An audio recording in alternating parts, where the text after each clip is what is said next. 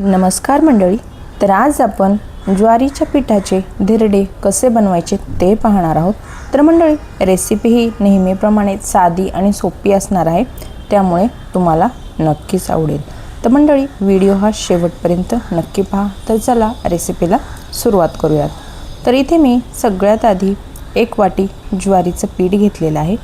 त्यानंतर इथे अर्धी वाटी बेसन पीठ घेतलेलं आहे आणि अर्धी वाटी तांदळाचं पीठ घेतलेलं आहे. त्यानंतर इथे हळद घातलेली आहे आणि लाल तिखट. थोडीशी यामध्ये आपल्याला जिरे देखील घालायचे आहेत. आता यामध्ये चवीनुसार मीठसुद्धा घालायचं आहे. आता मीठ घातल्यानंतर थोडासा यामध्ये हिंग घालायचा आहे. हिंग नक्की घाला, त्यामुळे खूप छान अशी चव येते. आता त्यामध्ये बारीक कट केलेली कोथिंबीरसुद्धा घातलेली आहे. तर इथे तुम्ही तुमच्या आवडीनुसार कुठल्या भाज्यासुद्धा घालू शकतात, म्हणजेच शिमला मिर्च, गाजर, पत्तागोबी या भाज्यासुद्धा तुम्ही बारीक किसून घालू शकतात, तरीसुद्धा चालेल. तर आता हे मिश्रण चांगलं असं मिक्स करून घ्यायचं आहे आणि त्यानंतर यामध्ये आपल्याला थोडं थोडं पाणी घालायचं आहे. यातल्या सगळ्या गाठी आपल्याला मोडून काढायच्या आहेत आणि आपल्याला पातळ असं याचं बॅटर बनवून घ्यायचं आहे. तुम्ही पाहू शकतात अशा पद्धतीची आपल्याला कन्सिस्टन्सी हवी आहे. तर आता इथे मी तवा गरम करायला ठेवलेला आहे. तवा छान असा गरम झाला की त्यावरती आपल्याला लगेच धिरडे बनवून घ्यायचे आहेत.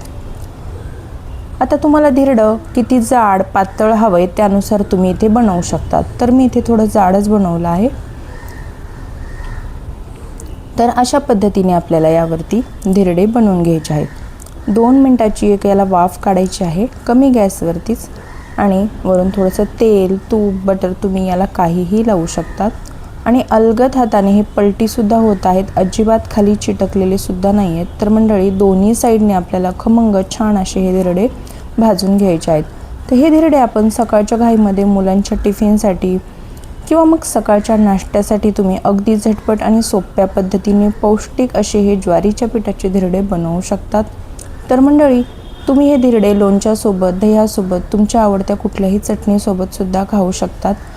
आणि मधल्या वेळेमध्ये जर आपल्याला छोटी मोठी भूक लागली त्यावेळेलासुद्धा आपण हे बनवून खाऊ शकतो. तर मंडळी, तुम्हाला आजची ही रेसिपी कशी वाटली ते मला कमेंटमध्ये नक्कीच कळवा. व्हिडिओ जर आवडला असेल तर व्हिडिओला एक लाईक नक्की करा.